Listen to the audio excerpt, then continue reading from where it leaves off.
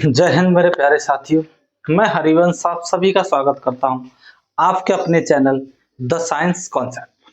आशा करता हूं आप बहुत अच्छे होंगे, अपनी तैयारी बहुत अच्छी तरीके से कर रहे होंगे। देखिए, बिना टाइम गवाए हुए हम सीधे पॉइंट पर आते हैं। हमारी जो बायोलॉजी फाउंडेशन के तहत जो क्लास चल रही थी उसकी अगर हम बात करें तो वो हमारी क्लास में हमने जो है अगला जो चैप्टर हम स्टार्ट करने वाले थे वो हमारा पाचक डाइजेशन सिस्टम, पाचन तंत्र। अगला चैप्टर हम कौन सा स्टार्ट करने वाले हैं भाई? पाचन तंत्र। इससे पहले हमने विटामिन खत्म की थी। चलिए अगला चैप्टर हम शुरू करेंगे, पाचन तंत्र।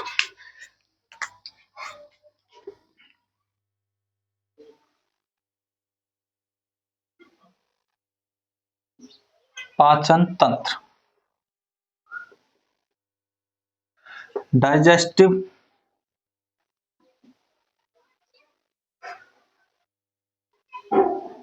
सिस्टम। कौन सा चैप्टर है आपका? पाचन तंत्र अर्थात डाइजेस्टिव सिस्टम।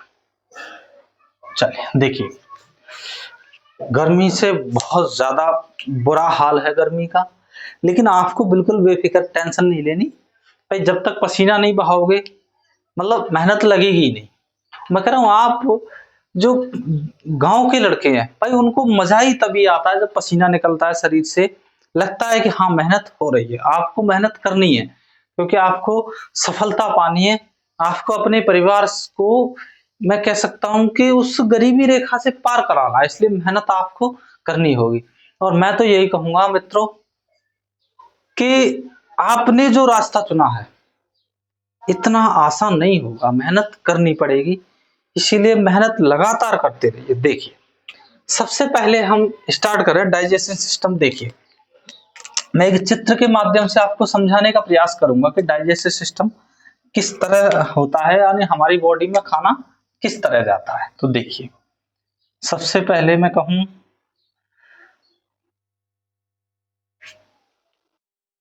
फेस में होते हुए खाना पहुंचता है आमाशय, आमाशय से फिर आपका खाना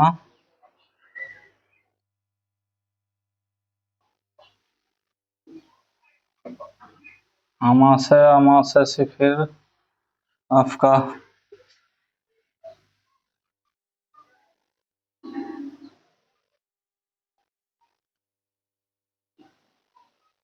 आपका फिर आएगा नीचे, और यहाँ आपको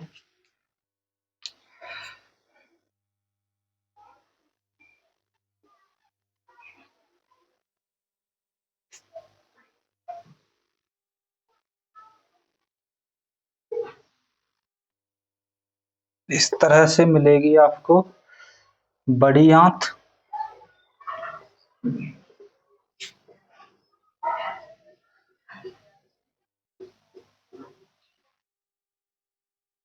ये हो गई आपकी बड़ी आंत, ठीक है भाई। इसी बड़ी आंत में ही यहाँ हल्का सा भाग निकला हुआ होगा, इसी में ऐसे करके यहाँ से आपकी जुड़ी होगी छोटी आंत, ठीक है। यहाँ से कौन सी जुड़ रही होगी? आपकी छोटी आंत। अच्छा, यहाँ आपको मिलेगा फली के से आकार का पैंक्रियास। फिर आपका ऊपर यहाँ जुड़ा होगा आपका लीवर, और लीवर के जस्ट नीचे एक हल्की सी छैली जुड़ी होगी। चलो देखिए, अब हम बात करें, ये है आपका मुख गुहा। मुख गुहा, मुख गुहा, बकल कैविटी, मुख गुहा। देखिए, मुख गुहा से नीचे आप आएंगे तब मिलेगी आपको ग्रासनी। ग्रासनी जिसे कहते हैं आप फेरिंग्स। अच्छा, फेरिंग से नीचे आएंगे तब मिलेगी आपको ग्रास नली,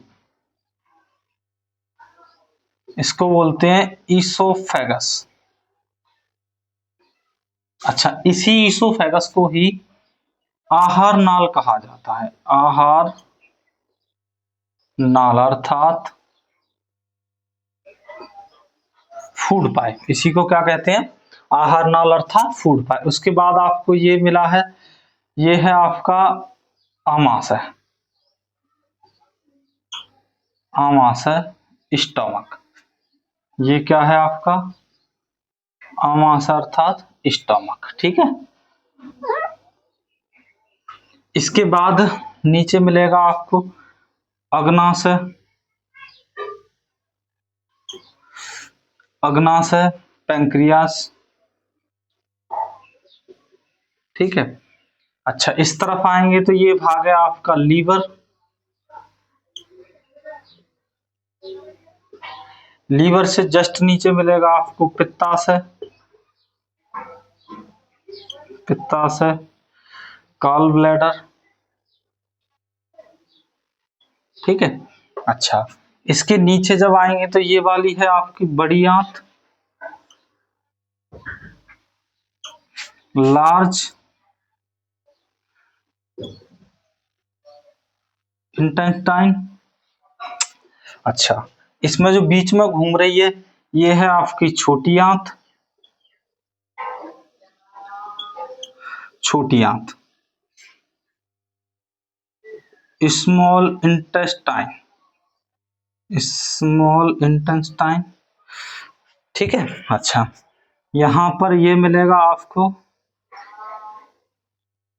एनस, गुदा, जहां से आप मल त्याग करते हो। अच्छा, ये जो मैंने भाग छोड़ा था इसको मैं चाहूँ तो दूसरे कलर से बना देता हूं। ये जहां पर आप ऐसे कह सकते हैं कि जहां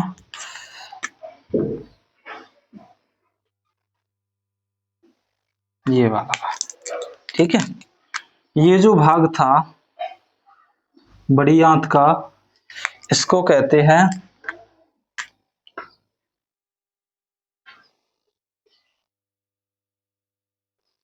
वर्मीफॉर्म अपेंडिक्स। वर्मीफॉर्म अपेंडिक्स, ये जो अपेंडिक्स वाला भाग है, थोड़ा सा कैमरा चेक करें फिट है कि नहीं। चलिए बिल्कुल सही है, मतलब आपको साफ दिख रहा है। देखिए, यह जो वर्मीफॉर्म अपेंडिक्स है ये वही भाग है जो मनुष्य में एक अवशेष अंग है। कभी कभी इसमें बैक्टीरिया के कारण ये संक्रमित हो जाती है। संक्रमित होने के कारण इसका शल्य चिकित्सा अर्थात ऑपरेशन कराना पड़ता है। कि ऑपरेशन का हिंदी नाम होता है शल्य चिकित्सा, जिसमें क्या होता है कि ऑपरेशन करा के इसको कटवा दिया। तो वैसे इसका एक्चुअल में कोई काम नहीं है। कहा जाता है कि बहुत सदियों पहले, हजारों करोड़ों वर्ष पहले, जब मानव हाथ पैर अर्थात दोनों से चलता था जानवरों की तरह, उस समय मानव घास फूस भी खाता था। घास फूस खाता था मतलब सेलुलोज खाता था। सेलुलोज को पचाने का कार्य करती थी अपेंडिक्स। ये सिर्फ अपेंडिक्स नहीं थी, ये पहले वर्मीफॉर्म पूरा भाग था अर्थात पूंछ थी। पूंछ का ही थोड़ा भाग ये बचा है, क्योंकि मनुष्य का डीएनए कहता है कि भाई आप जिस चीज का उपयोग बंद कर दोगे वो धीरे धीरे समाप्त हो जाएगी। देखिए, अपेंडिक्स की समस्या आज से 100-200 साल पहले बहुत ज्यादा होती थी, अभी ये न के बराबर होती है। अच्छा, इसका भी कारण संक्रमित होने का क्या है कि लोग ना, जैसे उनका दैनिक जीवनचर्या अच्छी नहीं होती, खाना टाइम से नहीं खाते या उल्टा सीधा खा रहे हैं, या फिर अपना दैनिक दिनचर्या उनकी ठीक नहीं है, रनिंग वनिंग नहीं कर रहे, पड़े हैं यूं ही सो रहे हैं, मूवी चल रही है, पिक्चर देख रहे हैं, पड़े हुए हैं, मतलब कोई ना टाइम से जगना ना कुछ भी, टाइम से फ्रेश। इसका सबसे मुख्य कारण होता है टाइम से फ्रेश ना होना। अर्थात अगर आप दोनों टाइम, सुबह शाम दोनों टाइम अपने नियत समय से फ्रेश होने अर्थात मल त्यागने जाते हैं तो आपको जीवन में कभी भी ये समस्या नहीं होगी। ठीक है, देखिए सबसे पहले मनुष्य जब भोजन करेगा तो सबसे पहले भोजन कहाँ जाएगा भाई? भोजन अर्थात जब फूड फूड ग्रहण करेगा तो सबसे पहले फूड उसके मुंह के द्वारा जाएगा। देखिए मुख गुहा जो बकल कैविटी, कैविटी का मतलब होता है गुहा। गुहा मीन्स हमारे शरीर में जहां भी खाली स्थान है, जैसे कि हमारा चेस्ट है, चेस्ट के अंदर खाली स्थान है, तभी तो इसमें सारे कोशिका अंग, शरीर के जो अंग हैं वो रखे हुए हैं, तो इसे क्या कहते हैं, बच्छ गुहा। ऐसे ही मुंह है, मुंह खाली है, इसके अंदर हमारे सलाइवा बनता है, जिस सलाइवा में एंजाइम पाया जाता है जो खाने को पाचन में मदद करते हैं, इसलिए इसको क्या कह दिया गया, खाली स्थान को बकल कैविटी अर्थात मुख गुहा। गुहा का मीन शरीर में खाली स्थान का होना। ठीक है भाई, चलिए ये समझ में आ गई। इसके बाद खाना ग्रसनी फेरिंग्स में जाएगा, फेरिंग्स से बाद ग्रास नली अर्थात फूड पाइप के होते हुए इसोफेगस में जाएगा। सॉरी, फूड पाइप यानी ग्रास, इसोफेगस को आहार नाल के होते हुए खाना कहां पहुंचेगा, आमाशय के अंदर। आमाशय में खाना पचने के बाद फिर जैसे ही आमाशय से आपका छोटी आंत तक आएगा, पहले छोटी आंत में आता है, बाद में बड़ी आंत में जाता है। देखिए ये वाले हिस्से से छोटी आंत में घूम के यहां से प्रवेश करता है बड़ी आंत में। देखिए यहां पर मैं कहूं कि यहां बाल्ब लगे हुए होते हैं कुछ, यहां क्या लगे हुए होते हैं, बाल्ब। बाल्ब देखिए ये ऐसा कहा जाता है कि जब आपकी छोटी आंत में से पचते हुए खाना बड़ी आंत के लिए जा रहा है, तो यहाँ से कभी कभी क्या बाल्ब जो होते हैं ना, आप टाइम टू टाइम फ्रेश नहीं होते, आपकी दिनचर्या ठीक नहीं है, तो वो खाना नीचे की तरफ बैक करता है बाल्ब के माध्यम से नीचे की। जैसे आपने, हो सकता है बहुत से लोग होते हैं, मान लो हमें मल त्यागने जाना है, प्रेशर भी है लेकिन जा ही नहीं रहे, तो उस स्थिति में क्या होगा भाई, इसके अंदर जो मल आपके प्रॉपरली भरा हुआ है लेकिन आप मल त्यागने नहीं जा रहे हैं, तो वो मल इन बाल्बों में ज्यादा प्रेशर के कारण बैक कर सकता है, जिस कारण से मल बर्मीफॉर्म अपेंडिक्स के पास थोड़ा बहुत पहुंच जाता है, जिससे इसमें सड़ांध पड़ जाती है और ये हो जाती है संक्रमित। जब ये संक्रमित हो जाती है तो इसमें दिक्कत होती है, जब दिक्कत होती है तो इसका ऑपरेशन कराना पड़ता है। ठीक है भाई, चलिए इसके बाद देखिए, जब ये आमाशय से भोजन छोटी आंत में आता है तो उस बीच में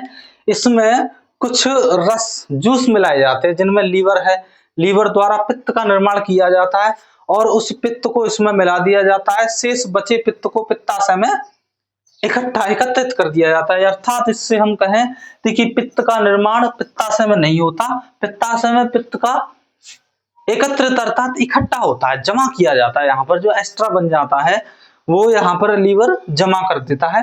उसके बाद अग्नाशयी रस इसमें मिल जाएगा, अग्नाशयी रस मिल जाएगा तो खाना कहाँ पहुंच जाएगा भाई, छोटी आंत में। जब छोटी आंत में खाने का पूर्ण 90% पाचन हो जाता है, वैसे पाचन शुरू मुख से ही हो जाता है, 90% खाना जब पाचन छोटी आंत में हो जाएगा, फिर छोटी आंत से भोजन कहाँ जाएगा, बड़ी आंत में। इसमें पाचन की क्रिया नहीं होती है, बड़ी आंत के अंदर अवशोषण की क्रिया होती है, अर्थात यहाँ पानी और भोजन को अवशोषित कर लिया जाता है और बाद में जब ऐसे खाना होते हुए एनस अर्थात गुदा के माध्यम से, मल द्वार के माध्यम से बाहर निकल जाता है। ये आपको पूरी प्रक्रिया जो है पढ़नी है अभी किसमें, पाचन तंत्र के सिस्टम में अर्थात डाइजेस्टिव सिस्टम में। ठीक है भाई, यहां से शुरू करेंगे हम, पूरा एक एक करके आपको ये पूरा समझा देंगे। ठीक है, अगर आपको ये चित्र समझ में आ गया है तो इस चैप्टर के फर्स्ट पेज पर आपके पास ये चित्र होना चाहिए, तो आपके दिमाग में एक ये चित्र बन सके कि भाई कौन सी चीज कहाँ होती है। देखिए आमाशय की जो स्थिति होती है वो लगभग यहाँ होती है, इसलिए आपने देखा होगा रनिंग करते वक्त वगैरह यहीं पर दर्द महसूस होता है। ठीक है भाई, चलिए आगे चलते हैं, मैं इसको कर रहा हूं रफ। ठीक है, स्टार्ट करेंगे अभी हम। आशा करते हैं आपको बहुत बेहतरीन समझ में आया होगा। कोशिश करेंगे हम आपको उस तरह से समझाने की जिस तरह से आपकी समझ में आ सके। चलिए अगला पॉइंट लिखेंगे हम,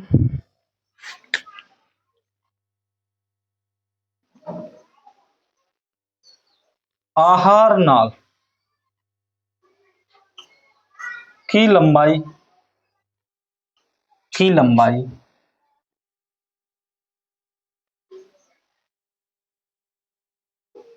लगभग 9 मीटर होती है, 9 मीटर होती है।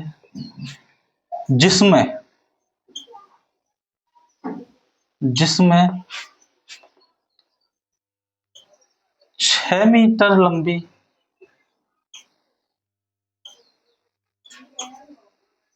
छोटी आंत तथा 1.5 मीटर लंबी बड़ी आंत की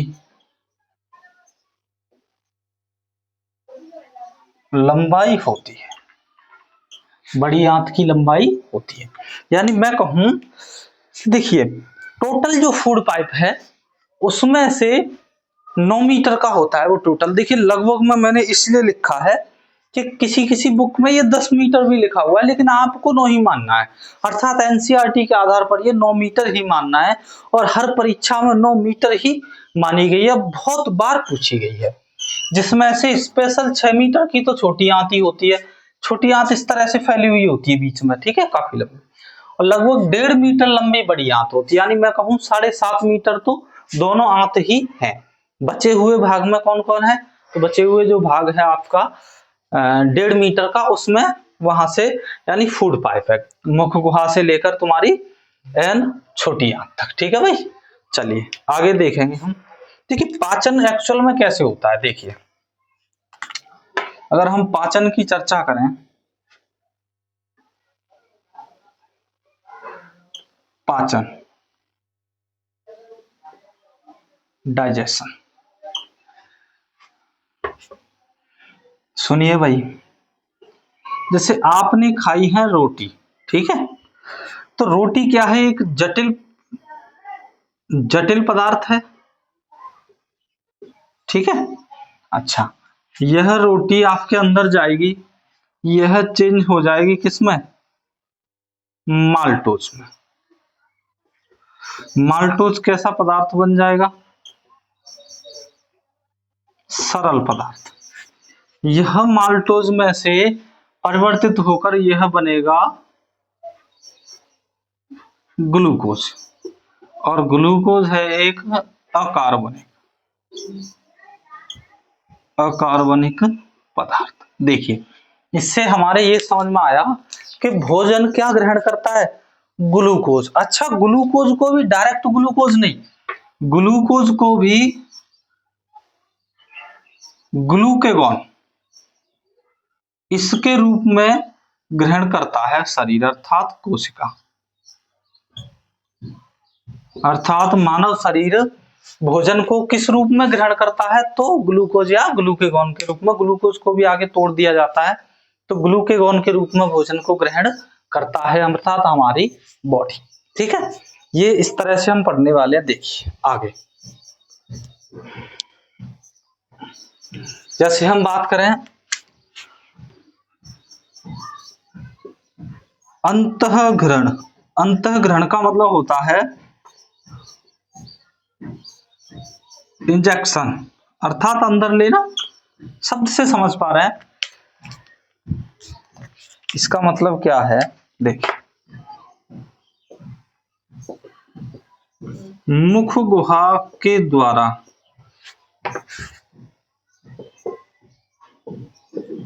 भोजन को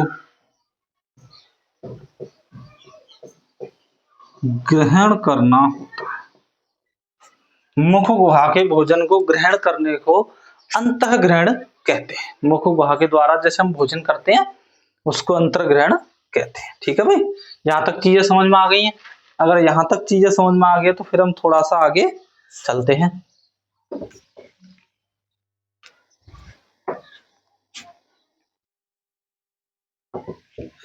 देखिए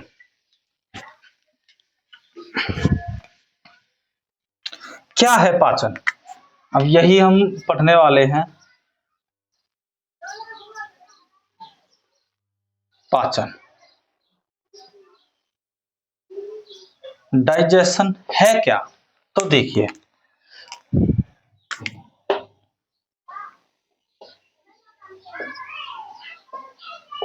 भोजन के द्वारा ग्रहण किए गए भोजन के द्वारा ग्रहण किए गए अघुलन अघुलनशील अघुलनशील वह बड़े बड़े अणुओं को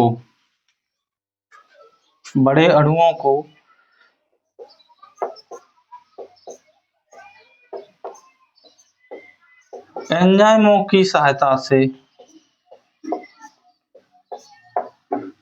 से जल में एंजाइमों की सहायता से जल में अपघटित अर्थात हाइड्रोलाइसिस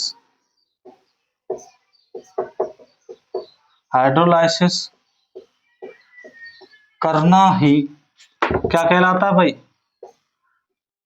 पाचन कहलाता है। देखिए, जो हम भोजन करते हैं तो भोजन में जो किए हुए अपचित व बड़े जो अणु होते हैं उनको जल के माध्यम से छोटे अणुओं में तोड़ना व जल के माध्यम से ऐसे समझिए घोलना, हाइड्रोलाइसिस करना। हाइड्रो मीन्स जल, लाइसिस मीन्स मिलाना, अर्थात जल में मिला के घोलने को ही क्या कहते हैं भाई? पाचन कहते हैं। ये क्रिया किसके द्वारा संभव होती है? तो एंजाइम की सहायता ली जाती है इसमें। क्यों? क्योंकि एंजाइम में ओवरऑल लगभग 90 से प्लस 99%, 99% जल होता है, 1% में उसमें खनिज लवण होते हैं। ठीक है भाई, चलिए आगे देखें तो अगला है हम अवशोषण। अगली हम बात किसकी कर रहे हैं? अवशोषण, एब्जॉर्प्शन, अवशोषण।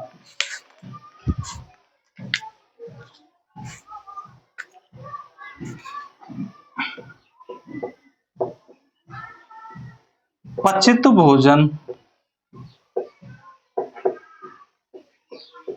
आंत की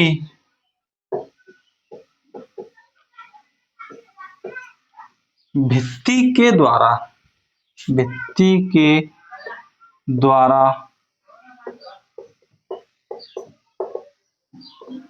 अवशोषित करके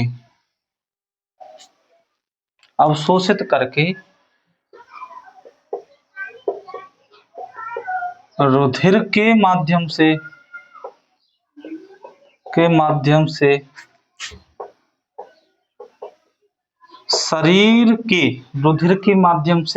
शरीर के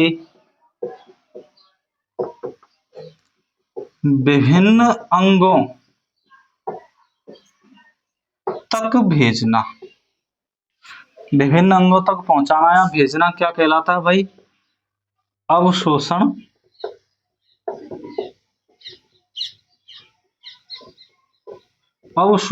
कहलाता है। यहां तक बात समझ में आई है? थोड़ा सा एक मार्कर में इंक डाल लेते हैं। अच्छा, ये बात यहां तक समझ में आ गई। अवशोषण का मतलब क्या होता है? एक मिनट रुकिए, तब तक आप इसको नोट डाउन कर सकते हैं।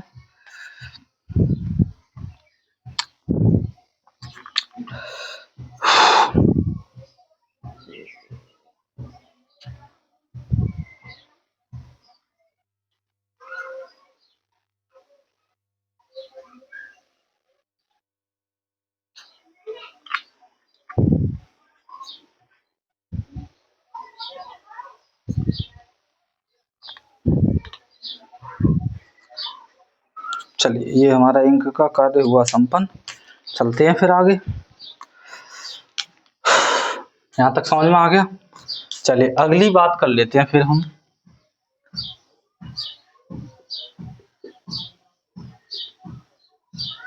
स्वांगीकरण, एसिमिलेशन।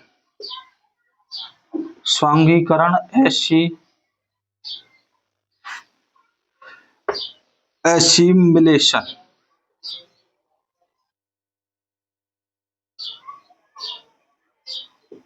स्वांगीकरण, देखिए स्वांगीकरण क्या होता है?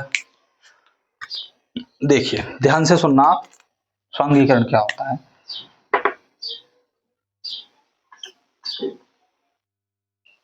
पचे हुए दोनों ही मिस्टेक हो गई। पचे हुए भोजन को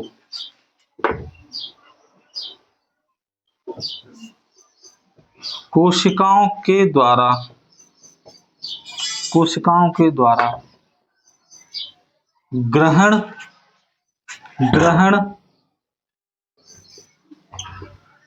करने की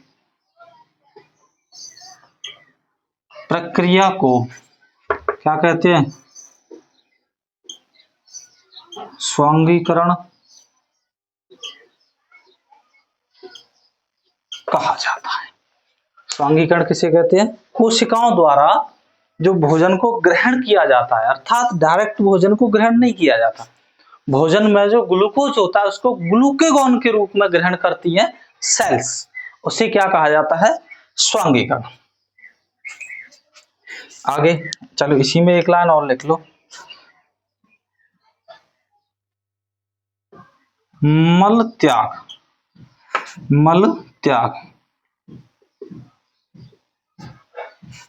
इजेक्शन, मल त्याग। देखिए इसमें क्या है,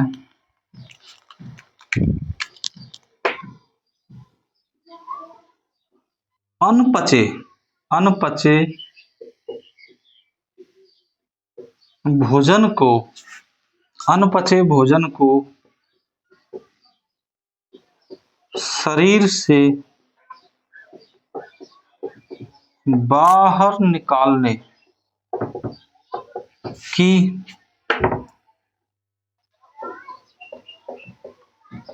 क्रिया को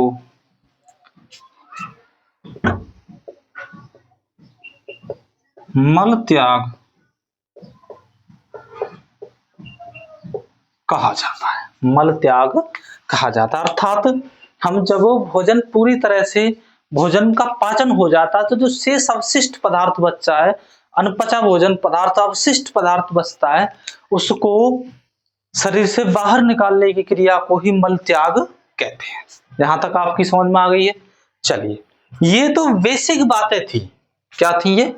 बेसिक बातें। अब आते हैं हम एक्चुअल पाचन के, जो पाचन से संबंधित अंग है या पाचन से संबंधित जो अंग है उनके बारे में अब हम चर्चा करेंगे। क्या है देखिए, मैंने बताया था सबसे पहले पाचन कहाँ से स्टार्ट होगा? मुख गुहा से। तो पहले उसी को स्टार्ट कर लेते हैं। फिर चलिए हेडिंग डाल लेते हैं, मुख गुहा। पहला अंग है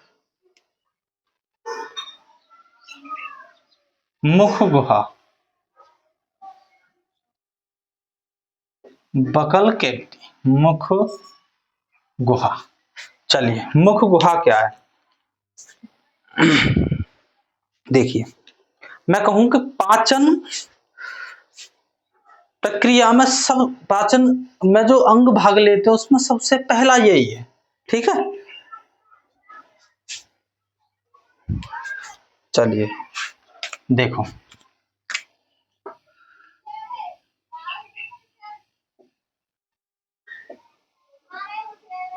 मुख गुहा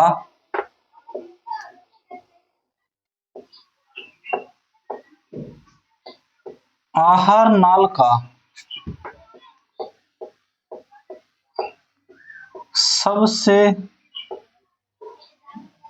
पहला भाग है, सबसे पहला भाग है।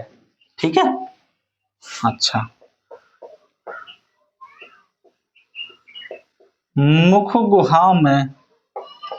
गुहा में एक जीव और दांत तथा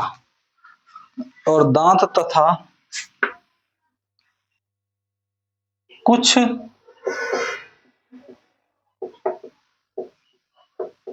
लार ग्रंथियां पाई जाती है। कुछ लार ग्रंथियां पाई जाती है। ठीक है भाई, आगे।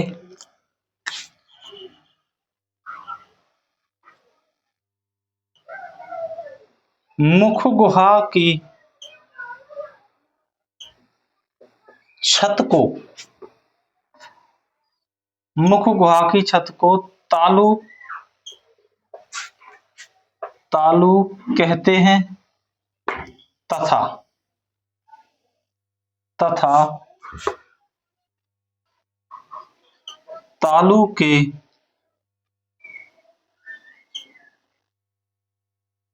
तालु के लटकने वाले भाग को, लटकने वाले भाग को उबला कहा जाता है। तालु के लटकने वाले भाग को क्या कहते हैं? उबला कहा जाता है। ठीक है भाई, अच्छा इसी में आप एक लाइन और पढ़िए, यहीं पर देखिए ध्यान से, नोट डाल के लिख सकते हैं चाहे तो, काफी इंपॉर्टेंट लाइन है। देखिए, एक रोग होता है मम्स या गलस्वा, मम्स।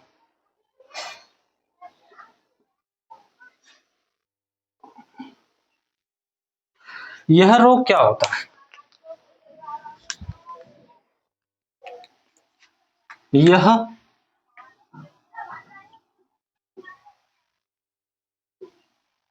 पैरामिक्सो,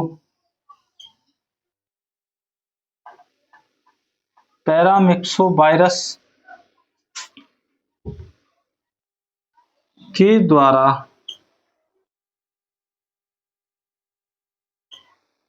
फैलाई जाने वाली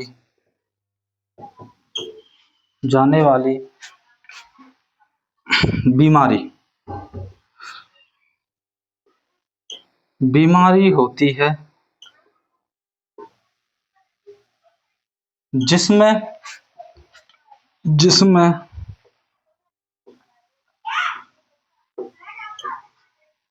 पैरोटिड ग्रंथि में सूजन आ जाती है, सूजन आ जाती है तथा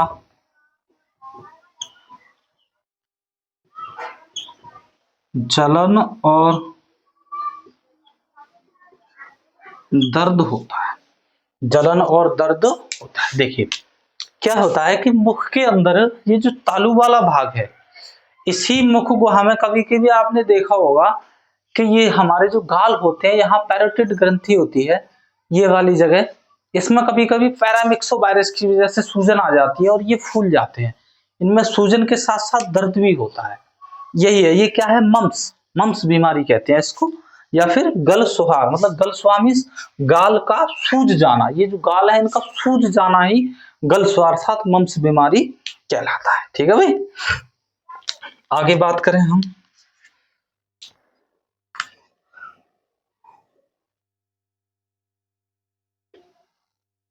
मुख गुहा में पाचन, डाइजेशन ऑफ वकल कैविटी। लिखिए, भोजन का पाचन, पाचन मुख गुहा से प्रारंभ हो जाता है तथा प्रारंभ हो जाता है तथा तथा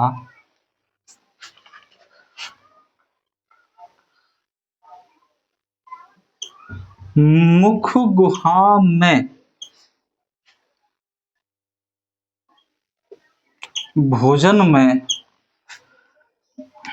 भोजन में लार,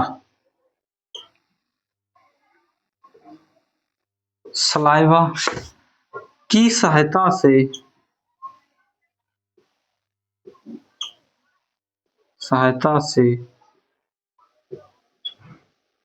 भोजन को मथा जाता है, भोजन को मथा जाता है। इसीलिए तो कहते हैं कि जिस समय आप भोजन कर रहे हैं तो मुंह के अंदर भोजन को पूरी तरह से एकदम कुतरिए, उसको चबाइए, उसको महीन छोटा छोटा कर लीजिए। इससे क्या होगा, देखिए बहुत से लोग सोचते हैं कि ज्यादा छोटा करने से ऐसा होगा कि हमारे शरीर को पचाने में ज्यादा दिक्कत नहीं, गलत बात। जितनी देर पचाओगे उतनी देर इसमें लार मिक्स होगी, सलाइवा मिक्स होगा। सलाइवा के अंदर जो पाचक ग्रंथियां पाई जाती है उनमें कुछ एंजाइम पाया जाता है, जिसमें टाइलिन व एमाइलेज एंजाइम पाया जाता है। टाइलिन एंजाइम जो होता है वो स्टार्च का पाचन करता है, तथा एमाइलेज एंजाइम वो होता है जो शरीर में भोजन के साथ साथ जीवाणु प्रवेश करते हैं उनका भक्षण कर देता है, उनको खत्म कर देता है। तब हमारे अंदर भोजन स्वस्थ पहुंचता है। जो लोग जल्दी जल्दी खाते हैं मतलब बैक्टीरिया भी साथ चला जाएगा, जब बैक्टीरिया साथ जाएगा तो वो अंदर पचने में दिक्कत करेगा। ठीक है भाई, आगे लिखिए।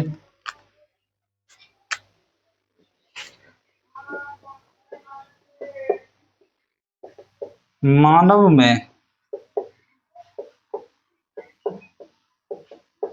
3 जोड़ी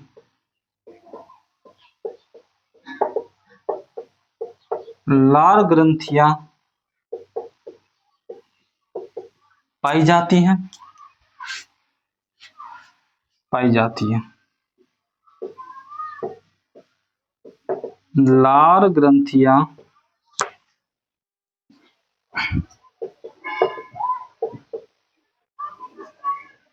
एंजाइम का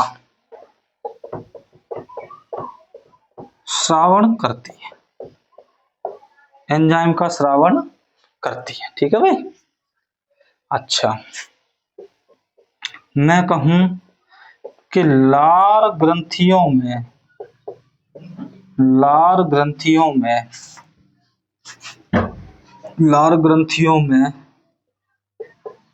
99% जल, लार ग्रंथियों में कितना होता है, 99% जल और 1% एंजाइम पाए जाते हैं, एंजाइम पाए जाते हैं। ठीक है भाई, समझ में आया यहाँ तक, चीजें यहाँ तक समझ में आ गई है। तो देखिए मुख गुहा से ही प्रारंभ हो जाता है। मुख गुहा से आहार नाल का सबसे पहला भाग है। मुख गुहा में जीभ और दांत कुछ लार ग्रंथियां पाई जाते हैं। मुख गुहा की छत को तालु कहते हैं। तालु के लटकने वाले भाग को उबला कहते हैं। मम्स या गलसुआ बीमारी भी ये भी तालु से ही संबंधित है, जो मिक्सो वायरस द्वारा होती है। मुख गुहा में पाचन, भोजन का पाचन मुख गुहा से प्रारंभ होता है तथा मुख गुहा में भोजन में लार सलाइवा की सहायता से भोजन को मथा जाता है, मिलाया जाता है। मानव में 3 जोड़ी लार ग्रंथियां पाई जाती है। लार ग्रंथियां एंजाइम का श्रावण करती है। हर लार ग्रंथि के अंदर 99% जल व 1% एंजाइम पाए जाते हैं। अब तक इतनी बातें हो चुकी हैं, आगे चलें।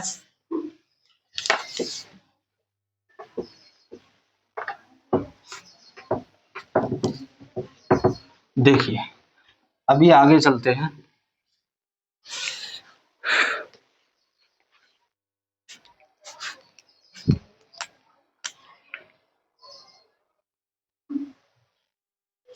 लार में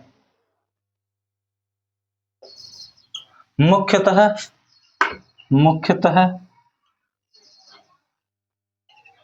2 प्रकार के एंजाइम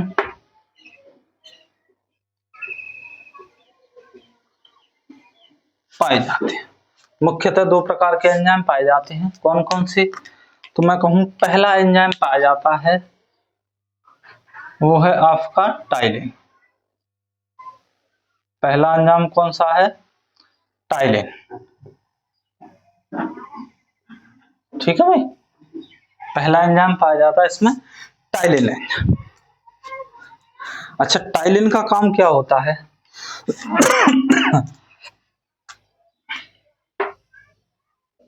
यह स्टार्च को, यह स्टार्च को डाइसैकेराइड्स, में डाइसैकेराइड्स, माल्टोज, डाइसैकेराइड माल्टोज में तोड़ता है।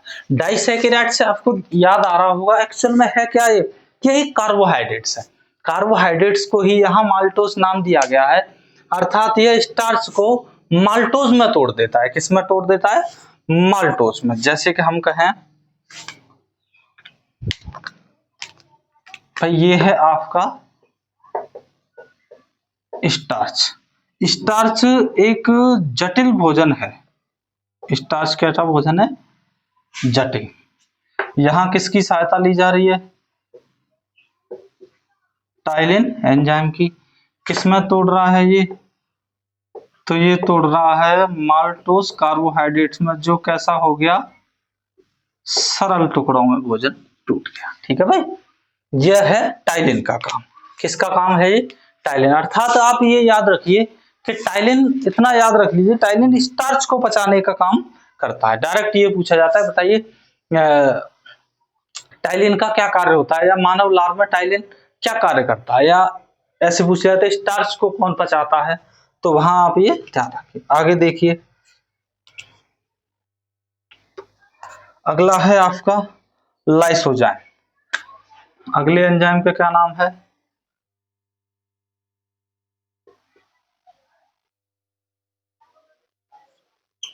लाइसोजाइम। इसको एक नाम से और जानते हैं, थायोसाइनेट।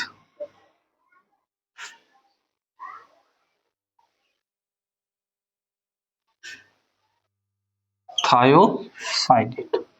देखिए यह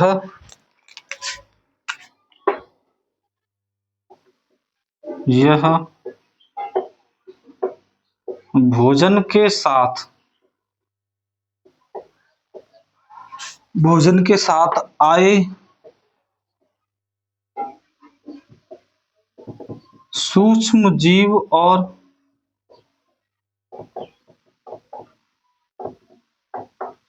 जीवाणुओं को नष्ट करता है। सूक्ष्म जीवाणुओं को नष्ट करता है। ठीक है भाई, समझ में आ गया यहां तक? अच्छा, आगे एक दो लाइन लिख लीजिए। इसमें क्या है सुनिए।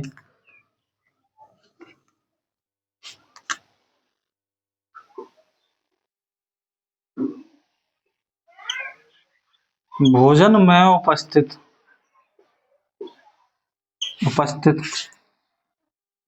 30% मंड अर्थात स्टार्च, 30% मंड अर्थात स्टार्च का पाचन मुख गुहा में ही होता है। ठीक है भाई, एक लाइन में और लिखूं यहीं पर, तो आप लिखेंगे